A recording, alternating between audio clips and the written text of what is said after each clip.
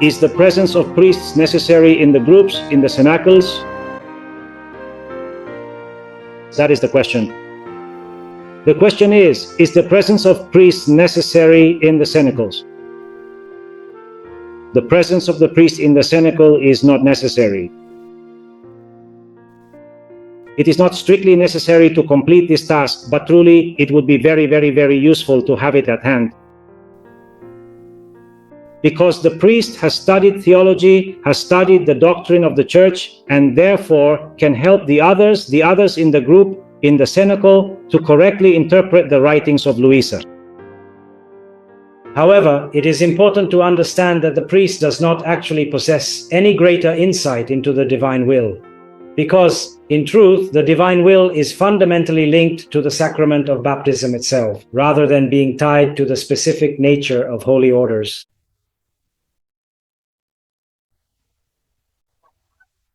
Luisa was not a priest. Okay, and there is no priest, and there are people who are leaving that group because of these problems. What do you recommend doing in these situations? Well, sometimes it's the priests themselves who create conflict. Perhaps if they weren't there, it would be better.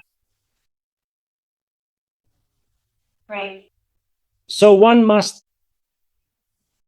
the advice I have for you is this. You really need to take a moment so you can think it through properly. The divine will is truly one, and in its essence, the divine will is one, forever and always one.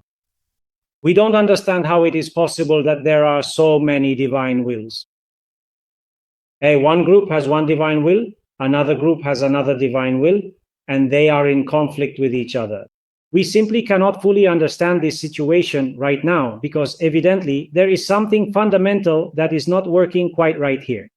However, it is certainly not being said that one specific group is living in the divine will while another group is not. It is actually the case that all groups, yes, all groups have something significant that they need to change or improve upon. I mean, when you really look at it, there isn't a clear-cut distinction between a so-called perfect group and a non-perfect group. We are all in this process together. Evidently, everyone has something important to do, a personal responsibility to take a genuine step towards others. So what is truly vital for us is to make the effort to meet, to sit down and talk, and to clarify our intentions. We must ensure we do not steal, or as they say in Italian, rubare polli, which literally means stealing chickens, but figuratively refers to the act of stealing from people. Come to my group, leave that group, come to my group. Don't connect with that group, connect with my group. And this specific type of proselytism, yes, it is truly called proselytism, does not help, nor does it serve the path of the divine will. However, our primary task as an association, just as our bishop so clearly told us, is to try to bring everyone together, to unite them, just as we would in a loving family. We must strive to foster that sense of belonging for all.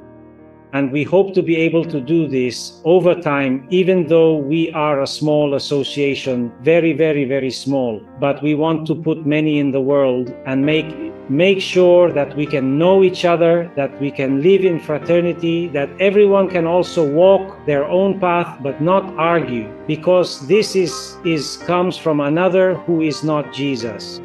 So when there is an argument, yes, there is something wrong on both sides. Not always one side or the other, but all sides must take a journey to understand what is wrong. And our task is also to help find this communion. And I conclude, in some cases, there is no sincerity. Often, the true economic and business goals driving an organization remain hidden beneath the surface. Similarly, personal leadership goals, the deep-seated desire to be the one in charge, to be the definitive leader, or simply to be the boss of the entire operation, are frequently obscured, yet they quietly influence every major decision made within the company. And all this does not go in the direction of the divine will. Instead, it is a path of evangelical littleness and also of poverty. We have heard Father Sergio's explanation to this question, but to understand it better, let's Let's see what it means for the divine will to be linked to baptism. Let's remember that baptism makes us children of God, makes us brothers and sisters of Jesus Christ, temples of the Holy Spirit, that is, of God, and also incorporates us as members of the church and unites us to the mission of the church. So from there we already have that capacity to participate in the divine life, the capacity therefore to participate in the divine will, to live in a very great union with Jesus, and even participate in the mission of the mystical body and the mission of the church to bring everyone to Jesus, to make everyone live in his kingdom, starting with us, but it shouldn't just stay with us, but also with others, right? And each one according to their vocation, right? It also makes us, another of the effects of baptism is that it makes us priests of the common priesthood, not ministerial, but indeed of the common priesthood. It consecrates us to offer our whole life and all our works to God. That is the culmination. Well, it is living in the divine will. It makes us prophets, which doesn't mean announcing future things, right? We already know that. But rather, to announce Jesus, the truth, the gospel, and everything that is the doctrine of the church, right? To transmit it according to our particular vocation. For example, parents have the obligation to evangelize and transmit the faith to their children, not only with words, but with deeds, with their testimony, with their way of life, consistent with what they believe and what they say. The same can be done by any lay person in their environment, the catechists with their catechized, the teachers with their students, people who have contact with the sick, well, also with their sick brothers and sisters. And so everyone, according to their trade and profession or their environment, can transmit that faith and lead souls to Jesus, or also attract them to the kingdom of the divine will. Of course we have to, here it comes, walk with the priests as well, and with the church, as Father Sergio says. But it's not that doing this is exclusive to priests. Us as lay people and the priests as priests, eh?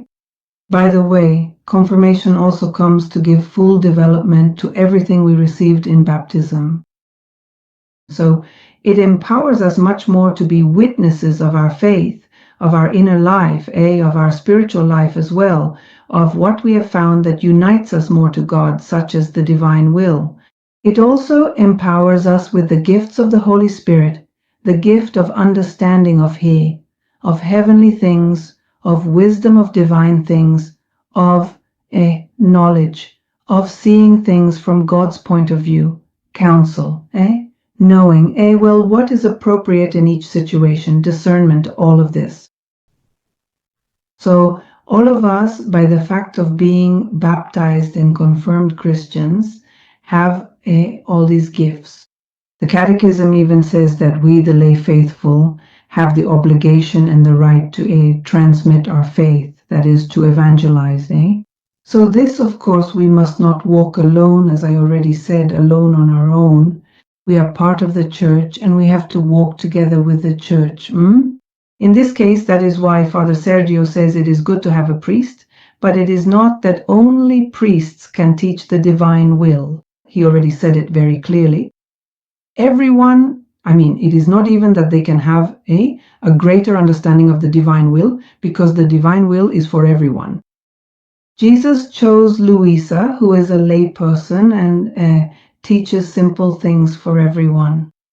So we can all read the writings directly, we can comment, we can try to live it, but not alone, together with the church and either a priest who helps us and we discern what is right, what is not, in accordance with the magisterium of the church, with what the church teaches us, And also always having the Archbishop of Trani as the official reference point and whatever the Diocese of Trani indicates to us.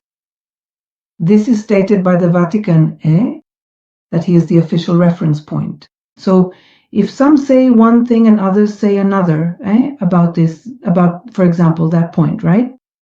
That only priests can teach the divine will, and others of us say no, that anyone can teach, always in their place, some as lay people and others as priests, complementing each other, walking together, helping each other mutually. So when there are these differences, we have to go to the official reference point and see what he says.